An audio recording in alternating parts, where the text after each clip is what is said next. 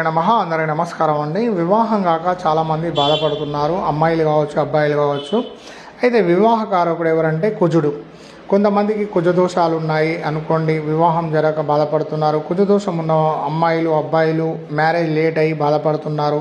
అప్పుడు మనం ఏం చేయాలి? మనకు కార్యజయం జరగాలన్నా, మనం చేసే పనిలో విజయం పొందాలన్నా, వివాహం తొందరగా జరగాలన్నా మనం ఏం చేయాలంటే, ఇప్పుడు నేను ఒక స్టోన్ చెప్తానండి.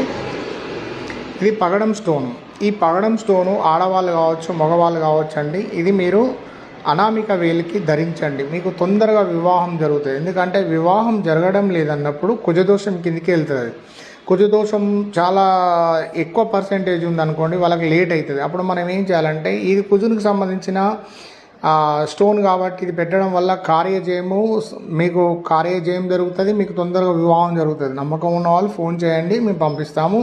అందరికీ ధన్యవాదాలు, నమస్కారం.